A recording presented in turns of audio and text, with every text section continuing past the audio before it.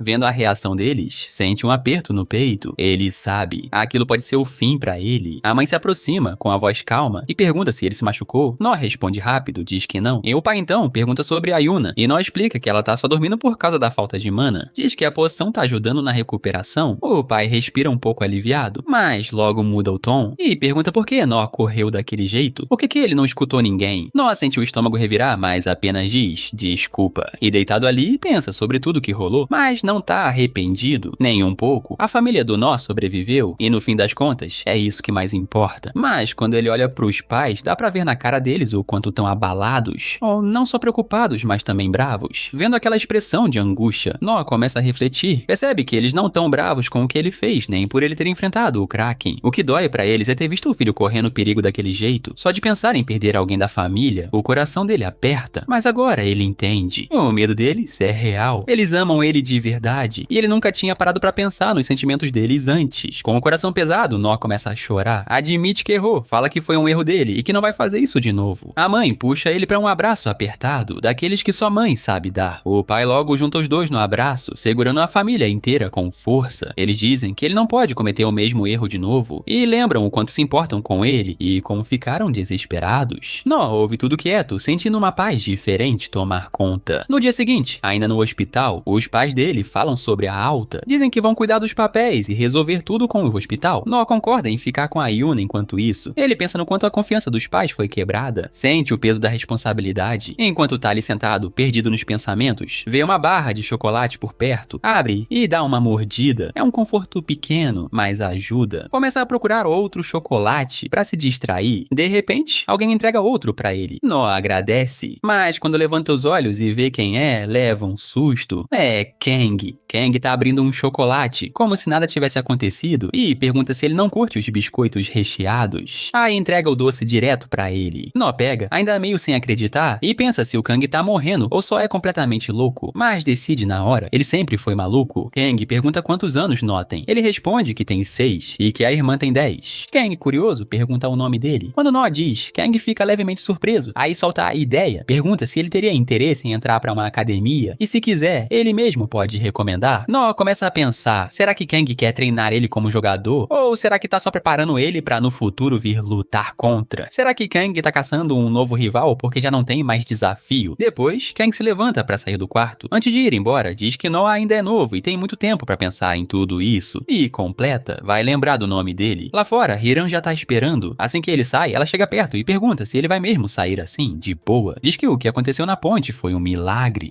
de verdade. Algo que nunca tinha acontecido na Coreia. Mas Kang nem liga. Fala que não importa se foi milagre ou não. O que importa pra ele é se a pessoa é forte. Só isso. Hiram perde a paciência e grita que ele é um idiota. Kang responde na lata que não é idiota, só é mais forte que ela. E lembra que, agora que ela é uma das 12 soberanas, devia tomar mais cuidado com o que fala. Aí ele solta. Se esse evento for divulgado, vai atrair a atenção do mundo inteiro. E quando isso acontecer, a vida da Yuna nunca mais vai ser tranquila. Ela vai perder a chance de ter uma vida normal. Hiram fica muda, sem resposta. Kang vê a reação dela e diz que se entendeu o recado, é melhor se afastar disso. Depois, vira de costas e sugere irem até um café ali perto comer algo doce. Hiram olha pra ele com cara de espanto sem entender nada. Pergunta se ele ficou louco de vez. No dia seguinte ao ataque do Kraken, Nó e a família chegam na casa da avó. Assim que param na garagem, a avó vê os netos dormindo dentro do carro. Ela repara como eles estão exaustos. Mais tarde, à noite, Nó acorda e encontra a Yuna dormindo em cima dele. Com cuidado, move ela pro lado, e aí vê os pais também com a mãe deitada no pai. Ele fica se perguntando se essa mania estranha de dormir em cima dos outros é de família, e se a Yuna puxou isso da mãe. Ele ajeita a irmã, cobre ela com um cobertor e sai devagar do quarto. Lá fora, ele se senta e começa a pensar em tudo. Pensa no quanto sua mana aumentou, fica imaginando se essa habilidade estranha que tem agora é algum tipo de dom que ele ganhou. E aí, a memória volta. Ele lembra do dom da vida passada, lembra do nome do seu poder.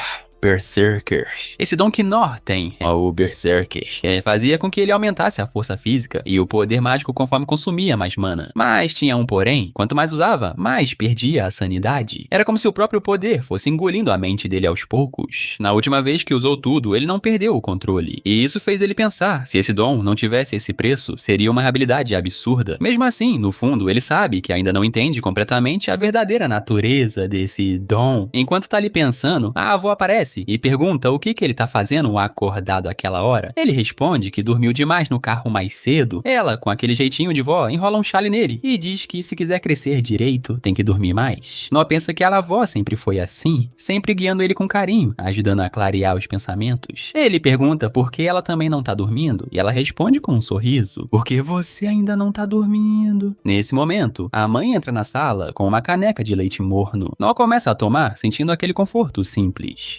Enquanto isso, a mãe começa a conversar com a avó, contando o quanto ficou assustada da última vez que recebeu a ligação. Ela diz que ficou muito preocupada, mas agora tá aliviada em ver que a mãe tá bem. A avó comenta sobre a vizinha que vive causando confusão, mas garante que tá tudo certo. Fala que escorregou na escada, mas nada grave aconteceu. Diz que só anda meio distraída. Ela até conta que teve a impressão de ver o avô do Nó, que tava acenando e tentando impedir ela de subir as escadas. Nó ouve aquilo e começa a pensar se esse sonho estranho da avó não foi algum tipo de aviso. Enquanto isso, a conversa entre mãe e avó continua. Nó segue ali, quieto, tomando o leite e pensando. Depois de um tempo, a mãe olha pra ele e pergunta: "O que você quer ser quando crescer?" A pergunta pesa. Uma sombra escura passa na mente dele. As lembranças da vida passada vêm como um turbilhão. Os monstros, as batalhas, os gritos. Ele lembra de tudo, cada detalhe, e nada disso traz paz. Pelo contrário, só deixa ele mais confuso. A mãe repara no olhar distante e pergunta se tá tudo bem. Nó desconversa. Diz que não é nada, que ele não sabe o que vem pela frente. A avó percebe a insegurança e tenta acalmar ele. Diz que ele ainda é novo, que tem todo o tempo do mundo, que ele deve viver, fazer amigos, lutar pelo que acredita, estudar, brincar, que ele tem a chance de descobrir tudo sozinho. E mesmo que não tenha todas as respostas agora, tá tudo bem. A vida vai mostrar o caminho e que ele deve viver com tudo até encontrar o que faz sentido pra ele. A mãe, ouvindo tudo, sorri e concorda. Ela abraça o Nó e diz que o tempo é dele, que ela acredita nele. Conta que o nome dele, Nor Yun-ha, veio do próprio universo e com esse nome ele pode ir aonde quiser, seja o que for, ela vai estar sempre do lado dele. A avó, com um sorriso, confirma que também vai estar sempre com ele. Nessa hora, Yuna aparece dizendo que também quer leite. Aí Nó lembra de uma coisa e corre pra pegar o cravo que fez na escola. Ele entrega pra avó. Ela sorri toda feliz, agradece e diz que vai colocar em cima do armário de sapatos pra mostrar pra todo mundo. Nó sente um calor no peito. Saber que criou algo que fez ela feliz de verdade é um sentimento único. Ele olha pra ela e pensa em todas as memórias incríveis que ainda vai construir nessa vida. Ele se sente grato por ter uma família tão acolhedora. E no silêncio, agradece por todo o amor que recebeu da avó. Dias depois, os pais dele chegam com uma novidade. Vai chegar mais um bebê na família. A mãe dele diz que em breve ele e Yuna vão ganhar um novo irmão. Yuna escuta e já fica toda empolgada, falando o quanto tá animada com a ideia. A mãe percebe que Nó tá quieto demais e pergunta se tem algo errado, mas Nó tá tomado por um sentimento tão forte que nem consegue esconder. Ele sorri com lágrimas nos olhos e diz obrigado. Diz que esse momento é a melhor coisa que já aconteceu com ele. O pai ri e brinca. Se alguém visse essa cena, ia achar que você é o pai da criança. Um ano depois, Nó já tá com 7 anos. Tá lá no jardim de infância, rodeado por umas meninas. A risada delas ecoa enquanto ele tá preso na brincadeira de fingir ser um cachorro. As meninas vêm fazer carinho nele, achando tudo engraçado. Nó já tá ficando irritado, mas respira fundo e tenta manter a calma. No meio das meninas, tá a Minji, que se afasta do grupo e solta uma provocação. Pergunta por que estão chamando o Nó de fofo e diz que deveriam se livrar disso logo. Nó já sente a raiva subir. Ele sabe que a Minji adora provocar e esse jeito dela sempre tira ele do sério. Ele encara ela com irritação crescendo, percebendo que cutucou onde dói. Minji provoca mais ainda, perguntando se ele quer que ela conte pra professora o que ele tava fazendo. Nó tenta manter a calma, mas solta um rosnado baixinho. Ele lembra da última vez que tentou descansar num canto da sala. A professora viu ele ali, mas ao invés de deixar em paz, entregou ele direto pras meninas brincarem de casinha. Na brincadeira, uma menina chega fingindo ser o papai, voltando do trabalho. As outras correm até ela, e é aí que Nó aproveita pra escapar. Do lado de fora, ele vê a Yong, se aproxima curioso, querendo saber o que ela tá fazendo. Pergunta direto. E Yong conta que anda obcecada por Sherlock Holmes ultimamente. Nó, sem pensar muito, comenta que sabe o que acontece no fim. Fala na maior naturalidade que o Sherlock e o professor Moriarty caem numa cachoeira. Na hora que ele fala isso, Yong congela. Ele percebe no mesmo segundo o que acabou de fazer. Ela olha pra ele claramente chateada e diz que tava esperando muito por essa parte do livro. Nó tenta aliviar, ri de nervoso e pede desculpa. Diz que no próximo livro o Sherlock volta à vida, tentando consertar a besteira que falou, mas só piora. Yong fica com os olhos cheios de lágrima. Fala que ele acabou com tudo pra ela. Nó, agora realmente arrependido, se desculpa de novo, mas acaba saindo de fininho, deixando ela sentada ali. Ele entra numa outra sala onde várias crianças estão brincando de luta com espadas de brinquedo. No meio delas, Choi acaba de derrotar um garoto. Quando vê o Nó, ele sorri com aquela cara de quem tava esperando por isso. Diz que quer saber quem é o mais forte da turma de verdade. As crianças em volta começam a comentar, animadas, querendo ver quem vai sair vencedor. Choi aponta a espada pro Nó e fala que aquele espaço é só pra quem é como eles. Que hoje o Nó não tem chance. Desafia ele a pegar uma espada e ir encarar. Com a espada levantada, Choi garante que vai derrubar o Nó com um golpe só. Alguém no fundo diz que o Nó vai perder fácil. E outra criança fala fala que essa luta vai mostrar quem é o verdadeiro mais forte. Algumas meninas, especialmente barulhentas, fazem coro. Minji grita do fundo, mandando o nó morrer. Ele pensa que ela sempre foi desse jeito mesmo. Ele procura Young com os olhos, pensando se ela torceria por ele. Mas lembra que acabou de estragar a história dela, e aí Young também grita, dizendo que odeia ele. Nó pega a espada de brinquedo, no fundo, pensa que nesse mundo tá sempre sozinho. Choi parte pra cima, mas Nó só precisa de um golpe. Derruba a espada do rival no chão, e num segundo, acerta-o na barriga dele, fazendo Choi cair de joelhos. No chão, Choi admite a derrota, e diz que se não fossem seus poderes selados, teria vencido. As crianças ao redor ficam em silêncio, impressionadas. Sentindo a pressão do momento, Nó tenta disfarçar e solta um "foi uma boa luta". Logo depois, os outros começam a gritar empolgados com o que acabaram de ver. Um garoto puxa o Nó e fala que só ele pode puxar a lendária Excalibur. Eles vão até o lugar onde fica essa espada lendária, que pros olhos do Nó não passa de mais um brinquedo qualquer. Ele fica na dúvida se deveria puxar mesmo, mas acaba decidindo testar. Segura firme e puxa. A espada sai fácil. As crianças explodem em comemoração, gritando como se fosse a coisa mais incrível do mundo. Enquanto isso, perto de um banco, um celular caído e sujo de sangue mostra uma reportagem. Goblins de rank 7 apareceram e os cavaleiros estão em combate direto. A matéria diz que 2 goblins escaparam e que é bem provável que mais estejam escondidos em áreas residenciais. O aviso é claro: qualquer coisa estranha deve ser reportada imediatamente. As crianças agora estão brincando de pega-pega congelado. Nó tá de lado, só observando. Exausto, com os olhos quase fechando, sente que tá no limite. Ele pensa que daquele jeito vai acabar desmaiando a qualquer momento. Mesmo morto de cansaço, Nó percebe que precisa aproveitar cada chance pra acumular mana. Ele pensa no futuro, num mundo onde mana vai ser tudo, e acredita que quanto mais energia ele guardar, mais forte vai ficar. Depois de tudo que aconteceu, ele sente que agora tem mais espaço dentro dele pra armazenar esse poder, então ele continua puxando energia. Depois de um tempo, as outras crianças gritam perguntando se ele já descansou e se vai voltar pra brincadeira. A professora aparece nesse momento, trazendo sorvete pra turma. A criançada corre animada pra escolher o sabor, falando alto e se empurrando de tanta empolgação. Nó pega o dele e vê que Minji pegou o mesmo. Os dois começam a puxar o sorvete, dizendo que é deles. Nó fala que foi ele quem pegou, enquanto Minji insiste que foi ela primeiro. A discussão cresce na frente da professora, que, já irritada, toma o sorvete dos dois e dá uma bronca. Ela diz que não é pra brigar por sorvete com os colegas. Depois, divide o sorvete ao meio e manda eles compartilharem. Os dois aceitam na marra, mas decidem tirar no pedra, papel, tesoura pra ver quem fica com tudo. Nó solta que o vencedor leva tudo, mas a professora interrompe de novo e reforça que tem que dividir. Sem muita opção, os dois concordam de má vontade. Nesse momento, Young chega perto e pergunta pra professora onde tá o Choi. A professora diz que não tem certeza, mas acha que ele tá no jardim. Mindy entra na conversa e diz que com certeza ele tá lá, girando a espada, como sempre faz. Ela pergunta pra Young por que quer levar sorvete pra ele. Fala que se ele quisesse mesmo, viria buscar. Young hesita, dizendo que não parece certo todo mundo se divertindo com sorvete, enquanto o Choi tá sozinho. A professora escuta e sugere que, se ela se importa tanto, então que leve pra ele. Young não responde nada, só pega o sorvete e vai em direção ao jardim. Enquanto isso, mas o resto das crianças já se junta de novo pra brincar de pega-pega congelado. Mindy chega perto do Nó e fala que ele devia participar. Nó responde que não tá afim. Ela avisa que se ele continuar assim, ninguém mais vai querer brincar com ele. Nó dá de ombros e pergunta por que ela se importa tanto. Diz pra ela ir brincar com os outros. Mindy então solta que foi a Yuna, irmã do Nó, quem pediu pra ela garantir que ele brincasse com os colegas. Nó já saca que a irmã é protetora demais mesmo. A brincadeira começa e fazem o tradicional pedra, papel, tesoura pra decidir quem vai ser o pegador. E claro, sobra pro Nó. Ele vai com tudo direto na Minji, mas antes que toque nela, ela congela. Então ele muda de alvo rapidinho e congela outro garoto. Quando a Minji descongela, ele consegue se esquivar e ainda toca nela de novo. Minji fica furiosa, percebendo que caiu certinho na jogada dele. Ela corre atrás dele, decidida a pegar. Mas no meio da perseguição, Nó sente alguma coisa estranha. Ele para do nada, pensativo. Minji não entende nada e pergunta por que ele parou, mas Nó nem responde. Nesse instante, a porta se escancara e um Goblin de rank 7 invade o lugar. Ele avança direto numa das meninas. Antes que consiga atacar, Nó age rápido. Usa o feixe de mana e faz a arma do Goblin voar longe. O monstro se irrita e vira o foco pro Nó, correndo pra cima dele e balançando o machado com tudo. Nó se esquiva dos golpes com agilidade. Pensando rápido no que pode fazer, ele repara que o Goblin ainda segura o palito do sorvete e tem a ideia de usar isso como condutor da energia pra derrubar o bicho de vez. Mas antes que possa agir, os professores chegam. Um deles usa uma vassoura pra derrubar outro Goblin, ganhando tempo. Ele manda o Nó ficar parado, depois joga a vassoura de lado e acaba com o segundo Goblin com um único golpe. Com o perigo temporário temporariamente afastado, os professores puxam o Nor e a menina e correm em direção à sala de aula. Só que os dois goblins ainda estão atrás, perseguindo eles. Um dos goblins dá um salto pronto pra atacar, mas Nor reage na hora, dispara um feixe de mana e joga o monstro pra longe, antes que consiga chegar perto. Sem perder tempo, o professor arrasta os dois pra dentro da sala e fecha a porta com força. Dentro, ofegantes e assustados, eles finalmente conseguem respirar por um instante depois de toda a confusão. Aio vira pro diretor do jardim e pergunta das outras crianças. O diretor tenta acalmar ele, dizendo que a maioria já tinha sido evacuada. Ele explica que os goblins provavelmente entraram por causa da confusão do incidente anterior. Nor olha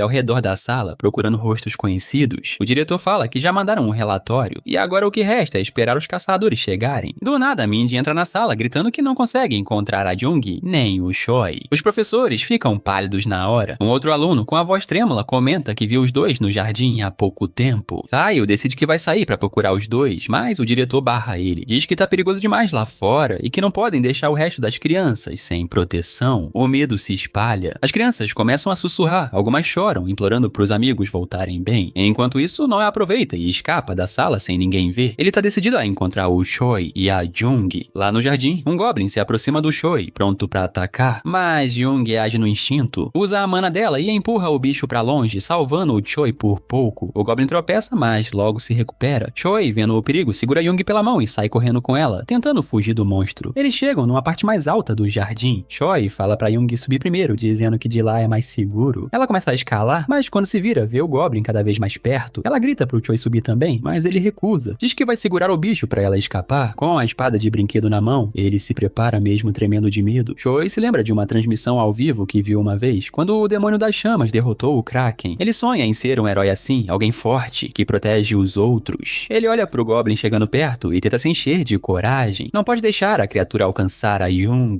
Ele respira fundo e parte pro ataque, balançando sua espada de brinquedo, mas o golpe não faz efeito nenhum. O goblin continua avançando sem nem sentir. Quando tá prestes a atacar, Nó surge por trás, pega a espada do chão e bloqueia o golpe com facilidade. Ele se vira pro Choi e elogia a coragem dele, chamando ele de homem de verdade. O goblin foca no Nó e vai pra cima. Choi grita pra avisar e Nó age rápido, corta a mão do goblin no meio com a espada e com mais um golpe certeiro, destrói o núcleo da criatura, eliminando o monstro. Nó diz pro Choi que agora tá tudo bem. Choi, completamente emocionado, corre e abraça o Nó com força, chamando ele de herói de verdade. Jung, ainda tremendo, sobe até onde eles estão e também se agarra ao Nó, chorando e dizendo o quanto ficou assustada. Tudo isso aconteceu porque quando as crianças estavam discutindo o que poderia ter acontecido com Jung e Choi, Nó aproveitou a distração e saiu escondido. Usando sua habilidade de detecção de mana, ele rastreou a energia dos dois. No caminho, deu de cara com outro goblin. Nó não hesita. Quando o monstro avança, ele desvia do ataque e pula num muro, indo parar atrás do goblin. Com precisão, acerta com seu estilete e o bicho tenta revidar, mas Nó é mais rápido. Salta de novo e dá o golpe final, destruindo o goblin por completo. A criatura cai no chão e Nó corre direto pro Choi e pra Jung. Os dois estão em choque, agarrados nele, chorando com medo depois de tudo que passaram. Logo depois, os professores chegam correndo, perguntam se o Nó tá bem e ele só balança a cabeça, dizendo que sim. Mais tarde, os caçadores finalmente aparecem. Um deles vai direto falar com o Nó com uma expressão séria e pergunta se foi ele mesmo quem derrotou o monstro. Nó responde que o goblin já estava machucado quando ele chegou e que só deu o golpe final para garantir que ele não se levantasse mais. O caçador, mesmo impressionado, parece não acreditar muito. Ele diz que aquele goblin era de rank 8, talvez até 7, e que não era o tipo de monstro que uma criança de 7 anos conseguiria derrotar assim tão fácil. Nó pensa que para derrotar um monstro daquele tipo, ele precisa de uma arma que consiga destruir o núcleo da criatura por dentro, algo que seja fortalecido com mana e ainda consiga causar um impacto físico forte. Um dos jogadores pergunta sobre o segundo goblin que eles enfrentaram e quer saber o que aconteceu com ele. Nó responde que aquele segundo goblin já estava bem ferido antes, por isso foi fácil de derrotar, e também comenta que parecia que os dois goblins nem tinham uma ligação muito próxima, não pareciam aliados de verdade. O jogador fica em silêncio por uns segundos, pensando no que ouviu, mas no fim concorda com o que Nó disse. Enquanto isso, os ministros da região onde tudo aconteceu estão fazendo um discurso na frente da imprensa. Eles pedem desculpas pelo caos e prometem que algo assim nunca mais vai acontecer no jardim de infância. No meio da coletiva, eles declaram Nó como o herói do dia e entregam um certificado em reconhecimento ao que ele fez. Os colegas de classe batem palmas e comemoram a coragem dele. Nó fica ali, segurando o prêmio, mas não consegue parar de pensar na mãe dele. Imagina ela brigando com ele por ter se metido em mais uma encrenca, igualzinho ao que rolou com o incidente do Kraken. E já imagina ouvindo o pai falando que ele tem que escrever uma carta de desculpas antes de qualquer conversa. Ele sabe que vai levar uma bronca daquelas, mas mesmo assim, força um sorriso e segura firme o certificado. Durante o festival do jardim, a Jung tá no palco participando de uma peça sobre a Branca de Neve. Os professores vão narrando. Dizem que há muito tempo existia uma princesa com a pele tão branca quanto a neve e uma beleza incomparável. Ela era tão gentil que ganhou o carinho dos 7 anões que moravam na floresta. Nota nos bastidores, observando o público, com o Choi ao lado. Choi tá nervoso, resmungando alto que esqueceu a fala dele. No responde tranquilamente que ele só tem uma fala. Você não deveria comer? Choi, ainda meio perdido, diz que já esperava isso vindo do capitão dele e que tinha certeza de que o No lembraria de tudo certinho. No pensa sobre o incidente com os goblins e como tudo isso mudou ele. Lembra que naquela hora, Choi chamou ele de guerreiro, alguém que liderava e lutava. E agora mesmo, depois de tudo, Choi ainda chama ele de capitão, e isso soa meio estranho pra No. Lá no palco, Mindy aparece como a bruxa, segurando uma maçã vermelha e oferecendo pra Jung. Ela diz que a maçã parece uma delícia. Jung concorda, só que os outros anões logo protestam, dizendo que não se pode aceitar comida de estranhos. Um outro anão fala que pode ser veneno. Aí Choi entra no palco gritando, mandando a princesa não comer a maçã. A plateia cai na risada com o jeito exagerado dele. E Mindy, irritada, joga a maçã, que acerta o Choi em cheio. Ele cai no chão, desmaiado. Os professores correm pra contornar a situação e mudam o roteiro na hora, dizendo que foi o anão que comeu a maçã envenenada.